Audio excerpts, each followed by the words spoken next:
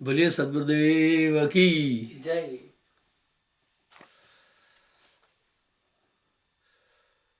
साधो नाम सब इनसे न्यारा। कल मैंने आपसे बात की थी 6 शरीरों की। साहब के शब्द बड़े सार्थक हैं, तुकबंदी नहीं है। 6 शरीरों को भी बहुत बड़ी ताकत से प्राप्त करें। 6 शरीरों में सुख नहीं है। स्थूल, सूक्ष्म, कारण, महाकारण, ज्ञान और विज्ञान देही। इस पर साहब ने एक शब्द कह दिया, इसके आगे भेद हमारा। जानेगा कोई जानन हारा, कहे कबीर जानेगा वाही, जा पर कृपा सदगुरु की हुई। इस तरह इन सभी शरीरों में भी बड़ा दुख है। मैंने कल व्याख्या दी थी, देवलोक में भी सुख नहीं है, पितृलोक में भी सुख नहीं है, ब्रह्मादि लोक में भी सुख नहीं है, शून्य महाशून्य में भी सुख नहीं है। दसों दिशा में लागी आग, कहे कबीर कह जाइए भाग। और आप विचार करना, कोई भी संसार में सुखी नहीं है। कौन सुखी है? नानक दुखी आप सब संसार, सुखी से ही जो नाम आधार। अब एक साहब का शब्द इसकी कितनी पुष्टि कर रहा है। साधो नाम सबन से न्यारा। अब नाम क्या है? नाम की महिमा बहुत अधिक शास्त्रों में है।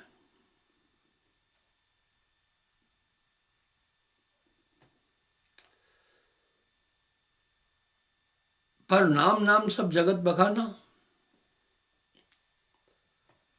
नाम भेद कोई बिरला जाना। लोग कोई भी नाम जपने लग जाते हैं।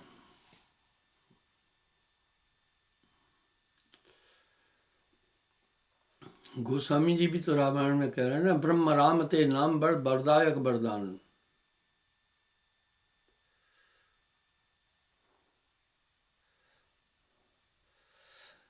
जब नहीं अंश में नरमायो, नहीं कुछ किया पसारा, चर और अचर चराचर नाही, नहीं मन को विस्तारा। किसी का खंडन नहीं करता हूं, निंदा नहीं करता हूं। निंदा निंदा सब कहे, निंदा न जाने कोई, जैसे को तैसा कहे वो भी निंदा ना। अब यहां साहब क्या करें, संतो नाम सब इनसे न्याय। कौन सा नाम है? नाम नाम सब जगत बखाना। ये पूरी दुनिया नाम नाम बोल रही है। नाम भेद कोई बिरला जाना। साथ में एक चेतावनी दे रहे हैं, कोटि नाम संसार में तिनते मुक्ति न होए। कोटि नाम संसार में, एक नाम नहीं, करोड़ों, तिनते मुक्ति न होई।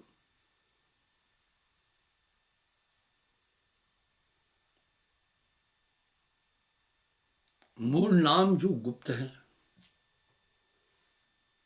जाने बिरला कोई। अभी साहब कह रहे हैं नाम सब इनसे न्यारा। एक चीज तो बड़ी अच्छी है, नाम तो एक अद्भुत चेतना है, अद्भुत शक्ति है। कहा नहीं जा सकता, लिखा नहीं जा सकता, पढ़ा नहीं जा सकता। वो कहन सुनन से न्यारा है, उसी में आनंद है। एक बात बड़ी अच्छी है, शास्त्रों में भी इसका उल्लेख है, आत्मानंद से बड़ा कोई आनंद नहीं है। आत्मा आनंदमयी है। इसलिए कुछ मत मतांतर वो आत्मा की प्राप्ति के लिए बोल रहे हैं। ठीक है। कुछ तो ये कह रहे हैं आत्मा सब कुछ है, हम आत्मा के विरोधी नहीं है। उनसे मैं एक सवाल पूछता हूं, जब आत्मा ही सर्वोपरि है, सब कुछ है, फिर बंदी क्यों है? दो चीज तो दुनिया के सब लोग स्वीकार करते हैं, इसमें दो राय नहीं। चाहे वो ईश्वर को नहीं मान रहे हैं तभी भी इसको स्वीकार करते हैं।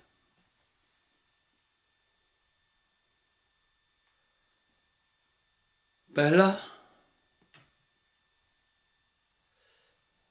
आत्मा आनंदमयी है, इसलिए ईश्वर को न मानने वाले भी आत्मा को स्वीकार करते हैं। अब मैं उन धर्मों का विरोधी नहीं है। महात्मा बुद्ध के अष्टांग योग में कहीं परमात्मा का जिक्र नहीं है। आत्मा, इस तरह कुछ और भी मत मतांतर है जिसमें आत्मा को सर्वोपरि कहा है। यहां एक तर्क है। मैंने एक ब्रह्मज्ञानी से एक बात पूछी थी, वो भी कह रहा था आत्मा सब कुछ है। यही बात सन्यासी भी कहते हैं, अहम ब्रह्मस्मि। मैंने उससे पूछा, भाई अगर आत्मा सब कुछ है तो बंदी कैसे? बोला कर्मों के कारण। तो मेरे भाई कर्म ही बड़ा हो गया ना,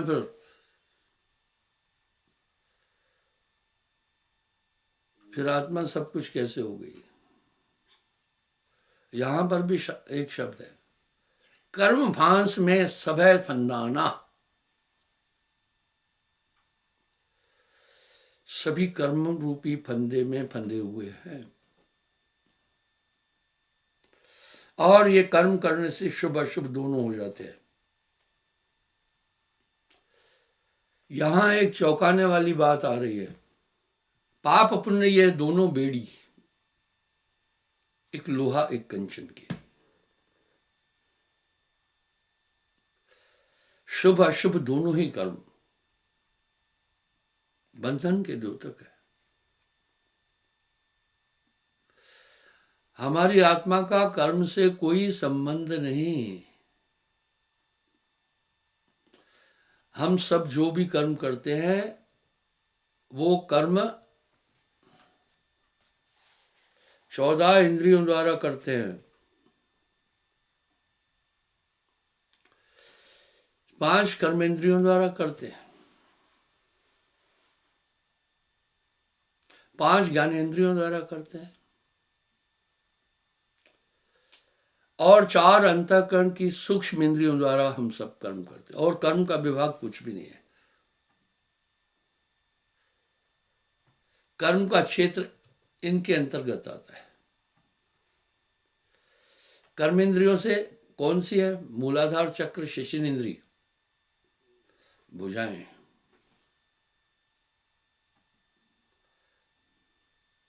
मुख, आदि। मुंह कर्मेंद्र भी है, ज्ञानेंद्र भी है। ये कर्मेंद्रियां कहलाती है।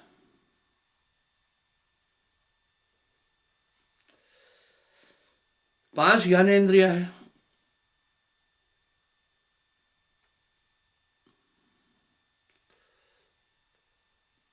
इनको ज्ञानेंद्रियां क्यों कहा वो भी सुने। ये वस्तु का बोध देती है।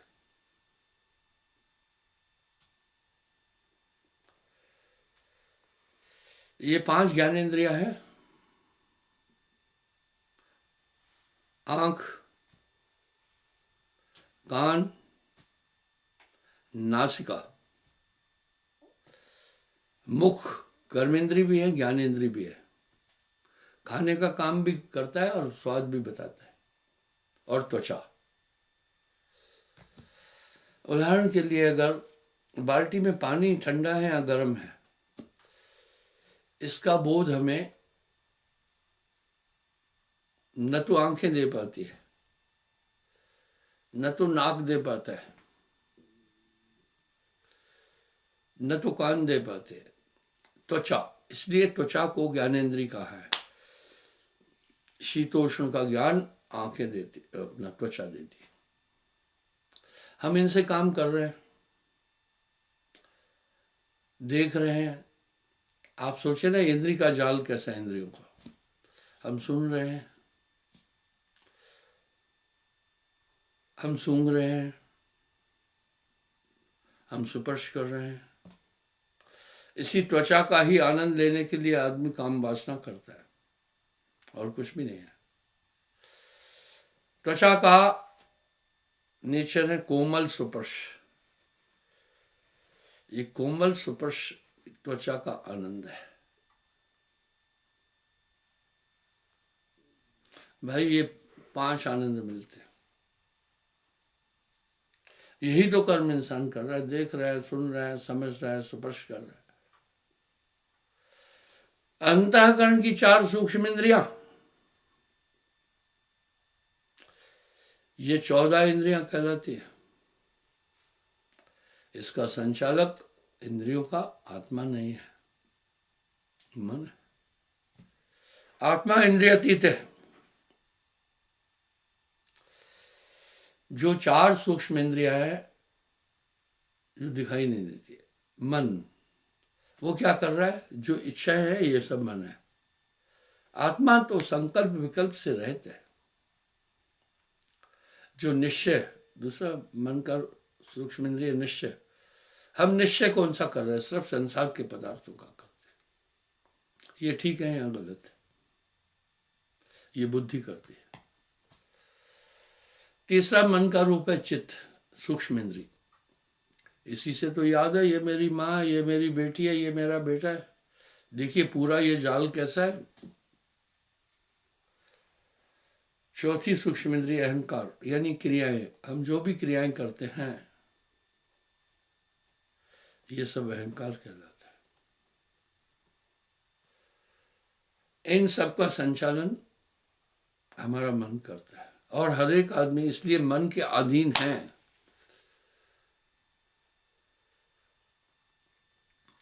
मन ही आहे काल कराला,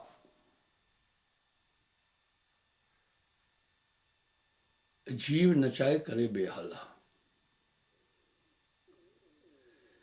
जीव के संग मन कार रहा ही, अज्ञानी नर जानत नहीं। इस तरह हमारी जितनी भी कर्म ज्ञान इंद्रियां है, इनका संचालक हमारा मन है। अनहद लूट होत घट भीतर, घट का मरम न जाना। इंसान शरीर को नहीं समझ पा रहा है।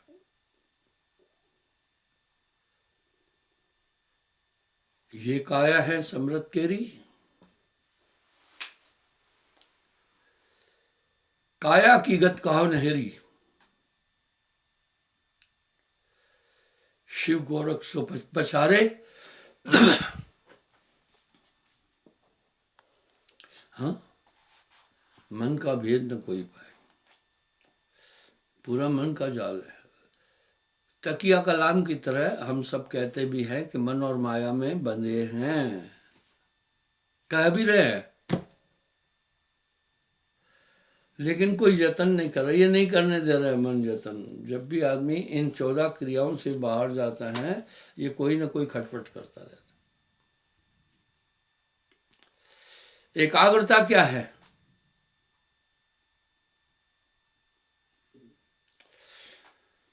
आत्मा तो ध्यान है। इसलिए कबीर साहब ने सुरत योग को स्थापित किया। कोई और योग नहीं, न पवन योग है, न अन्य योग है, न कर्म योग है, न सुरत योग। यानी आपकी आत्मा इस शरीर में एक शुद्ध चेतना है, और वो शुद्ध चेतना ही शरीर को संचालित करती है।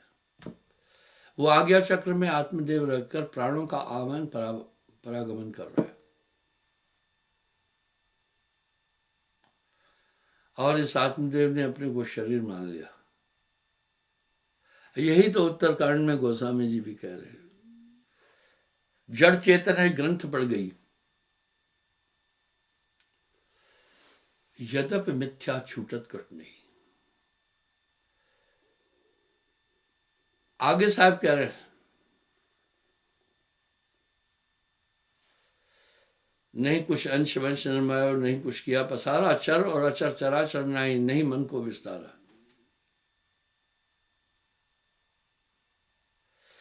जब नहीं पुरुष तब नहीं ज्ञानी, यह मत सबसे न्यारा, जब नहीं पांच अमी निर्माया, नहीं सुहंग विस्तारा। ये सब नहीं था।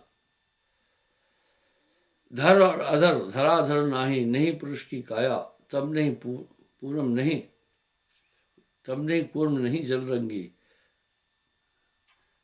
नहीं तब जल की छाया।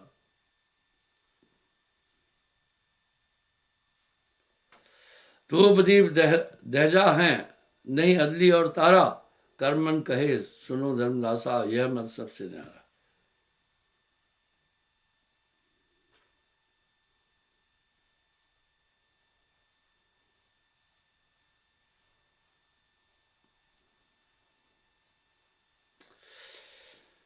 इस तरह से कर्म का विभाग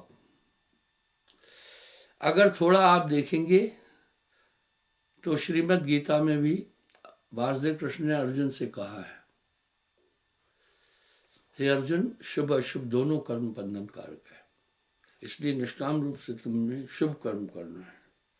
और साहब क्या कह रहे हैं, पाप पुण्य यह दोनों बीड़ी,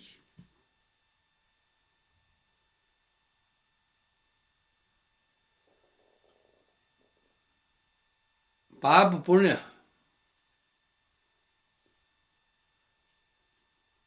यह दोनों बीड़ी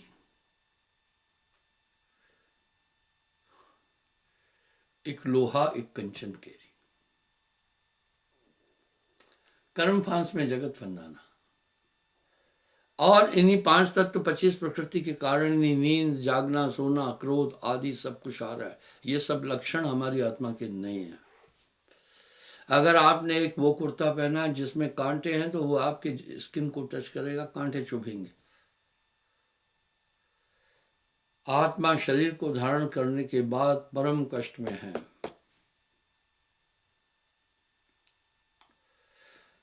देह धरे का दंड है, भुगतत है सबको,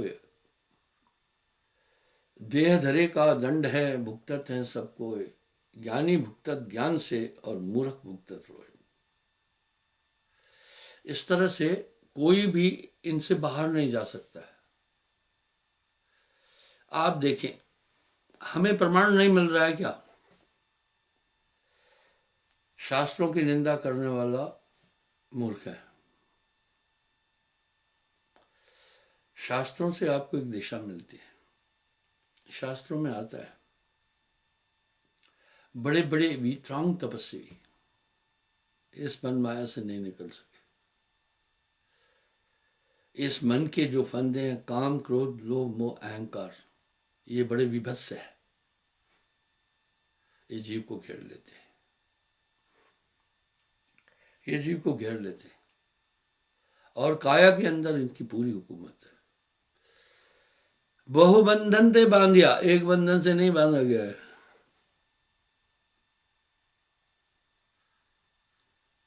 बहुबंधन से बांधिया, एक बेचारा जीव, ये किसी भी तरह अपनी ताकत से नहीं छूट सकता है। अगर जो ये कह रहे हैं कि अपनी साधना से कोई छूटेगा तो वो शास्त्र विसंगत है।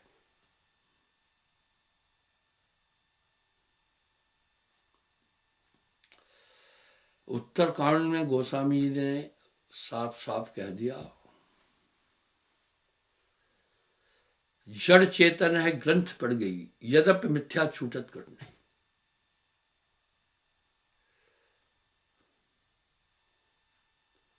आगे क्या कह रहे हैं, वेद शास्त्र बहु कहें उपाय, उपाय करते रहते, छूट न ग्रंथि, ग्रंथि गठान को कह, अधिक अर्जाई, अधिक अधिक उलझती जाएगी। आगे फिर क्या है? चिंतन तो कीजिए ना। अस संजोग ईश जब करहीं, तब कदाचित यह निर्भरही।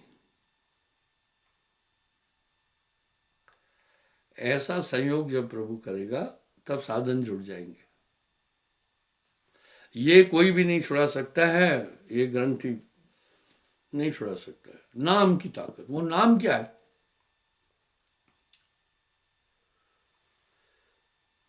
आखिर सदगुरु नाम बताने वाले तुझको लाखों प्रणाम।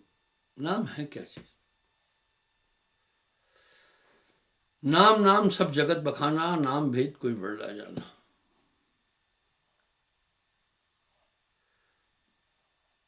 क्या है नाम? सार शब्द सतपुरुष कहाया। सार शब्द, वो नाम आने के साथ पूरा अंतःकरण चैतन्य हो जाएगा, तब अंदर का पूरा खेला समझ में आ जाएगा।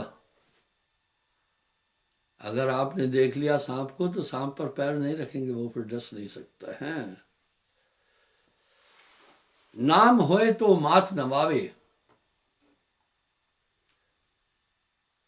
ना तो ये मन बांध चाहिए। आप देखते हैं अंधकार से क्या उत्पन्न होता है? पहला अज्ञान। रोशनी में सब कुछ देख रहे हैं, कहाँ खंभा है, कहाँ दरवाजा है। अंधेरे होने से अज्ञान हो गया, यानी अब जान ही नहीं पाएंगे। अज्ञान से संशय उत्पन्न होते हैं, शक। आप रोशनी में जो कदम रख रहे हैं भरोसे से रख रहे हैं, अंधकार में आपको शक है, शंका, संशय, पता नहीं आगे क्या है। मैं एक उदाहरण देता हूं। मेरे पटोहे में बीच में एक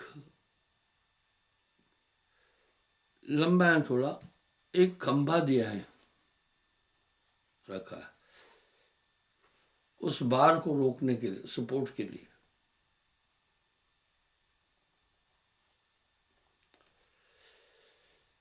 नहीं तो उसके ऊपर वजन है, झुक सकता है। अकेला वो बल्ली उसका वेट नहीं संभाल सकती थी। तो एक लोहे का पाइप दिया था। मुझे मालूम था कि लोहे का पाइप बीच में है। रात्रि में उठकर जब मैं शंका के लिए चलता था मिटाने, ये जानते हुए भी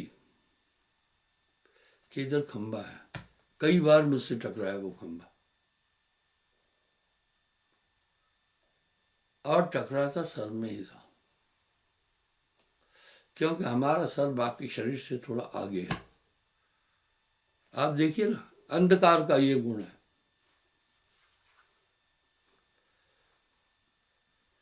और रोशनी में संशय नहीं है। तो अंधकार से पहले अज्ञान उत्पन्न, जीव हृदय तब मोह विषय की। अंधकार से पहले अज्ञान उत्पन्न हो जाता है।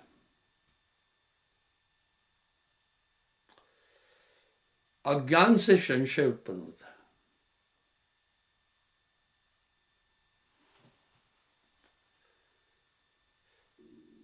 संशय से भय उत्पन्न होता है, भय से दुख उत्पन्न होता है। ये सब एक अंधकार से हुए। यही बात गोस्वामी जी कह रहे हैं। जीव हृदय तम, तम अंधकार को कहते हैं, मोह विषय की। छूट न ग्रंथ किंजाय न पेखी। बोला वो ग्रंथि छूट नहीं सकती है। जब हृदय प्रकाशित हो जाता है, गुरु हृदय प्रकाशित करता है। आप हम शास्त्रों में पढ़ रहे हैं, गुरु बिन ज्ञान प्राप्ति नहीं हो सकता। पढ़ तो लिया, कौन सा गुरु करें? जो यथार्थ में हमारे हृदय को प्रकाशित कर सकता हो।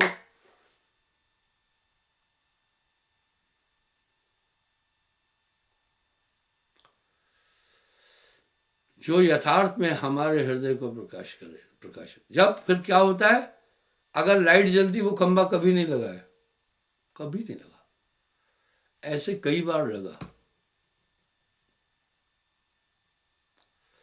इसी प्रकार ये तम माया, मन और माया का है अंधकार। वैज्ञानिक लोग भी अच्छी बात कर रहे हैं। Black matter is the base of the creation.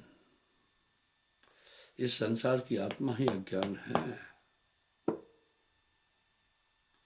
और गुरु जब हृदय प्रकाशित करता है तो ये मत्सर जो आपको कष्ट देने वाले हैं वो उनका बल नहीं चलता, फिर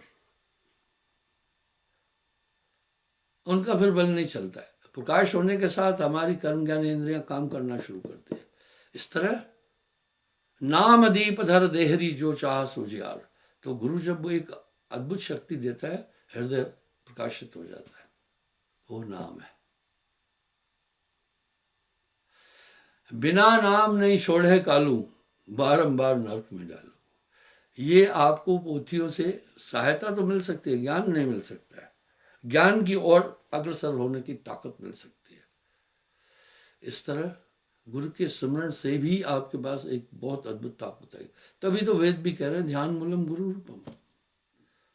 धन्यवाद साहब।